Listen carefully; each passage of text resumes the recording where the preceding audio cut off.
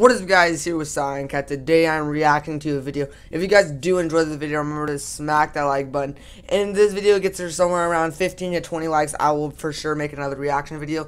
And so let's get right into this video.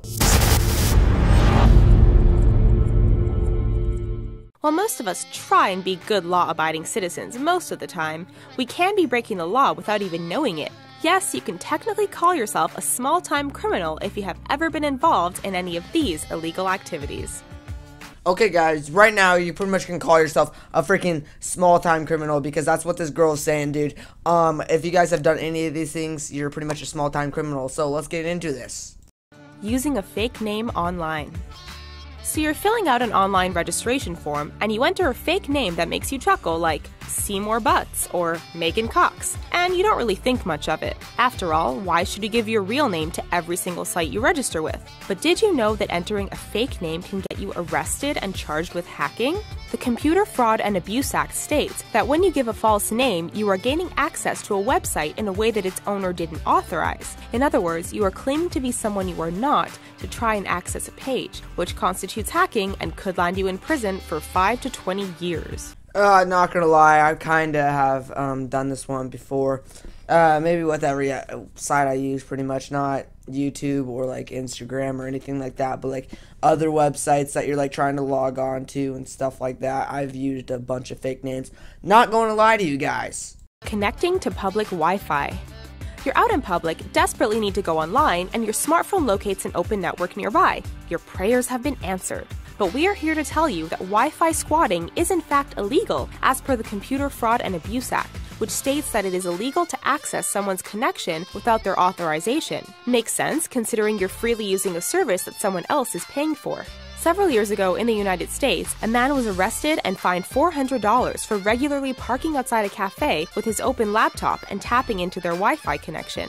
Laws on public Wi-Fi have become somewhat lenient, but according to many lawyers, the lines are still blurry. Surprisingly, guys, I don't really do this one because the first phone I ever got was in 7th or 6th grade, and it was a freaking smartphone, and I had 4G on it. So lucky me, I haven't done this one, dude. So I've only broken one freaking rule. It's all good, guys. Littering.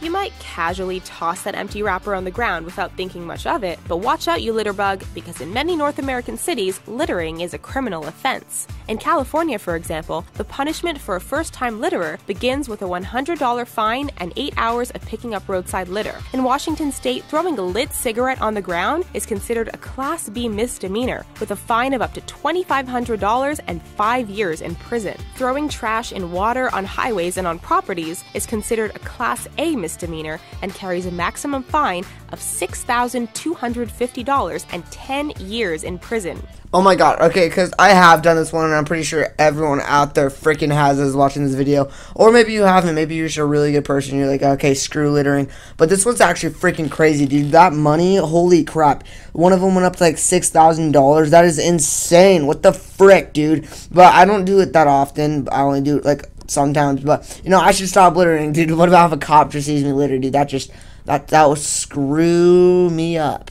Betting with friends. Ever wanted to make a $2,000 bet with some of your friends? In case the thought ever crossed your mind, beware. Did you know that it is illegal to bet $2,000 in one day within a group of 5 or more people? If you get caught, you're headed to the big house for up to 10 years. Who knew that a friendly bet could ruin your life? And if you think they take this law lightly, you are wrong. In 2005, a man named Sal Colosi was overheard betting the forbidden amount amongst friends in a Virginia bar. The person who overheard this just happened to be an undercover cop, and the next day, an entire SWAT team showed up at his doorstep and accidentally shot him to death. Okay, yeah, of course I haven't done this one. What the frick? Why would I bet someone $2,000 when I only have like 3 cents in my freaking room because I don't have a bank account or whatever like that?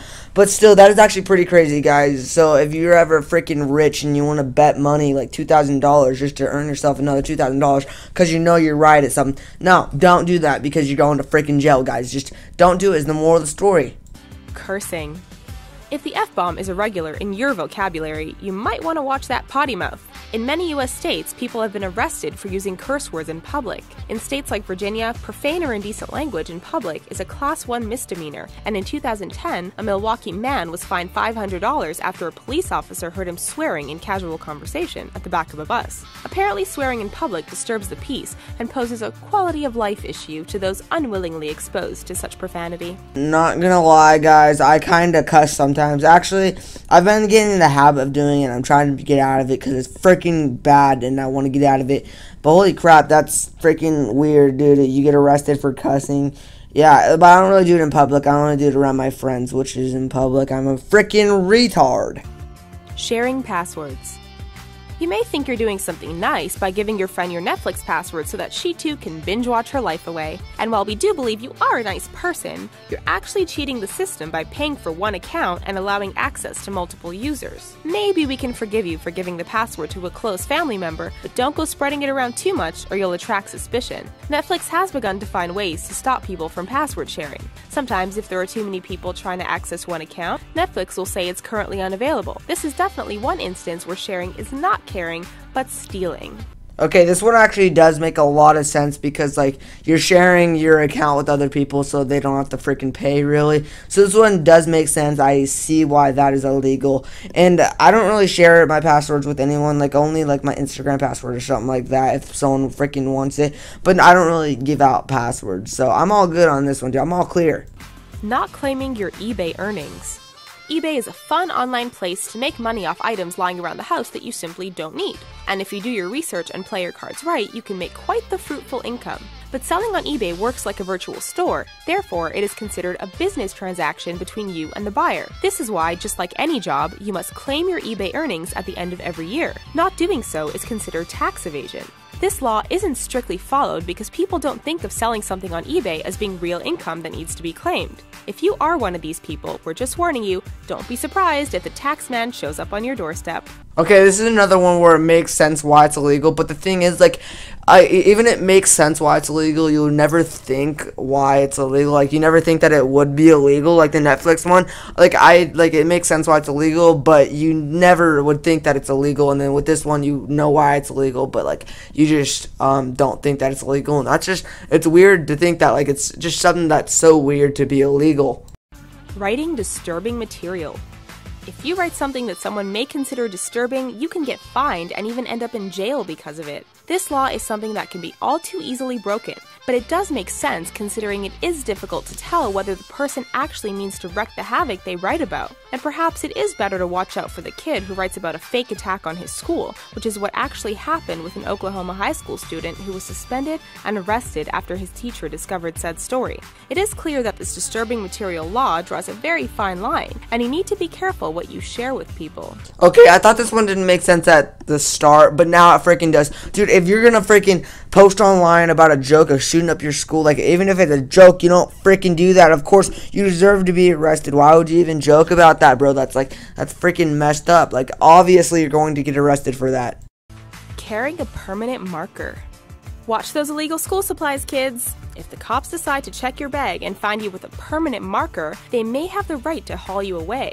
According to most anti-graffiti laws, it is illegal to carry broad-tipped indelible markers, and it is also a crime to buy permanent markers for someone under the age of 18, as they can be used for acts of vandalism. These laws are in effect in many U.S. states, from New York all the way to California, and seem somewhat silly given that there are many other more dangerous ways you can commit acts of vandalism if you really wanted to. Okay, this one does make sense, but also really doesn't make sense. Like, freaking, okay, carrying around a permanent marker, like, I don't even know, dude. Like, I feel like that's kind of dumb to just think that right off the bat that they're going to do something like graffiti-like. But, I mean, it does make sense because they don't want freaking someone to vandalize a property or, like, something else like that. So it does make sense, but it also doesn't make sense. Like, that's really freaking dumb. So they're pretty much saying that if you're under the age of 18, you can't buy a Sharpie. Like, you can't buy a permanent marker. That is the most retarded thing I've ever heard. But anyway, guys, I hope you did enjoy this video. If you did, remember to smack that like button for another reaction video because I really love making these videos. They're actually really fun to edit and everything like that. So smack that like button. I hope you guys enjoy, and I'll see you guys later. See you guys later.